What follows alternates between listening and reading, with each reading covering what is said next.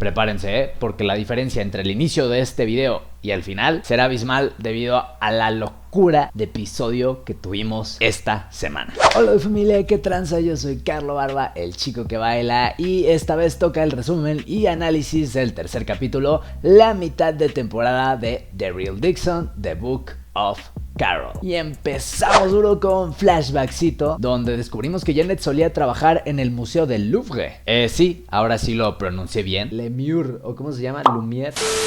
Y pues esta trabajaba en este lugar junto con su mano derecha, vamos a llamarla Tronchatoro. Va.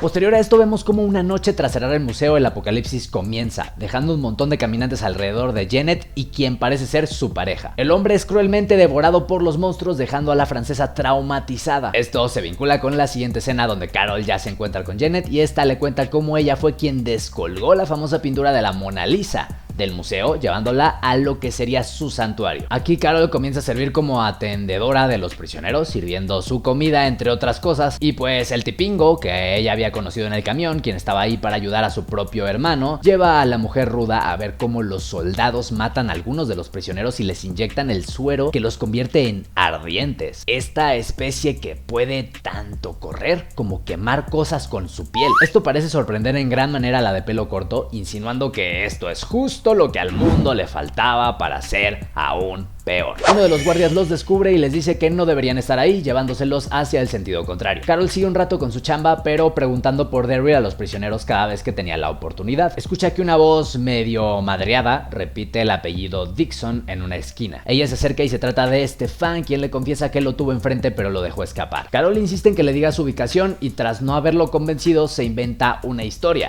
nuevamente, esta vez poniendo a Daryl como su hermano, siendo la única familia que le queda. Lo que sería verdad de cierta manera, pues ambos son prácticamente hermanos de diferente sangre y pues son tan unidos que resulta casi imposible refutarle a Carol lo que está diciendo. El calvillo le cuenta sobre la fortaleza y dónde está ubicada, pero le dice que debe apresurarse, ya que si Janet lo encontraba antes sería hombre muerto. Carol le cuenta a su nuevo compa lo que planea hacer, no sé por qué, yo creo que por mensa, pues en cuanto aprovecha la noche para tomar uno de los caballos e intentar escapar, es detenida por varios guardias, dado que Janet ya sabía perfectamente lo que esta iba a hacer. Todo esto gracias al tipo este que la delató con tal de salvar a su hermano. Janet le dice a la mujer ruda que le cuenta absolutamente todo, sin mentira alguna, a lo que sorprendentemente esta le explica el cómo llegó a Europa desde Estados Unidos, incluso habla sobre su mentira a Ash en relación con su supuesta hija perdida.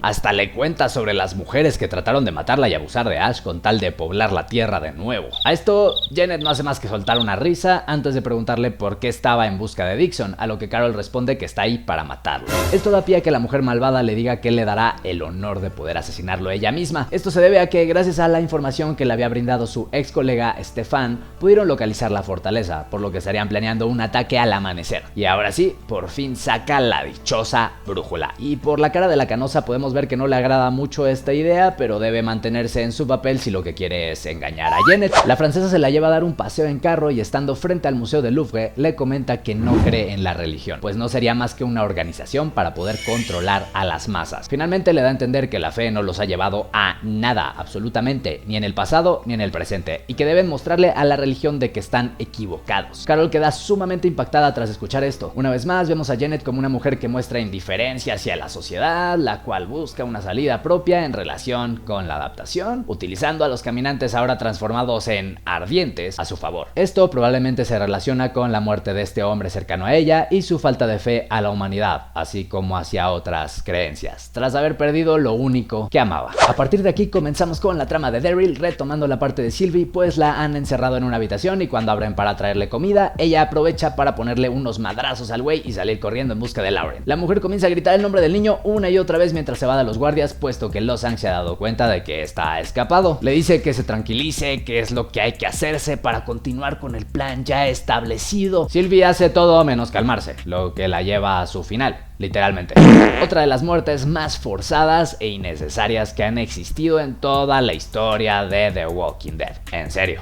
¡Qué desgracia! Daryl y sus amigos están buscando una forma de acceder al templo y vemos que Lauren los extraña en gran manera, tanto al balestero como a Isabel. Pues se lo dice al mismo Lawson, quien trata de que el chico se olvide de ellos por completo, centrándose en su destino y en el plan del nido. Se lleva al joven ante un caminante que resulta ser Sylvie. Esto dice para demostrar ante el pueblo que la profecía es verdadera. Están a punto de permitir que la Sylvie zombificada muerda a Lauren, pero en eso llega Daryl a poner un alto a toda esta locura. Se llevan a Lauren y le indica que debe llevar a los demás a su escondite secreto, el cual se situaba en una cueva en las afueras de la fortaleza. El pequeño parece petrificado, pero ya agarra el pedo y se lleva a Falu hasta aquel sitio. Mientras tanto, Daryl, luego de enfrentar a varios guardias, ¡pum! ¡Sas! ¡Lam! ¡Crash! Finalmente lo capturan y es llevado ante Lawson, quien trata de convencerlo de sus creencias en relación a lo que podría ser una posible salvación de la humanidad por medio de Lauren. Daryl le pregunta qué pasaría si este se equivoca, a lo que le responde que si se equivocaba, pues ya no valdría la pena continuar. Proceden a encerrar a Daryl en una celda, seguido de Isabel, que también fue un poco dañada, por lo que Dixon muestra una preocupación por ella. ¡Con la niña no! Ellos hablan un rato, cada uno desde su celda, en este punto de quiebre donde no saben qué es lo que harán a continuación, pero están juntos y eso es lo único que importa. Bueno, eso y que no encuentren a Lauren, ¿verdad? Lastimosamente, la película de amor se termina cuando Lawson llega para llevarse a Isabel. Daryl le dice que no se la lleve, que solo él sabe dónde está el niño. Incluso le dice la ubicación en la cueva, pero el asiático sigue su camino y se retira cargando con Isabel. Las cosas no marchan bien, pero cuando vemos que Janet y su grupo en compañía de Carol se encuentran ya en las afueras del nido, sabemos que las cosas solo van a empeorar.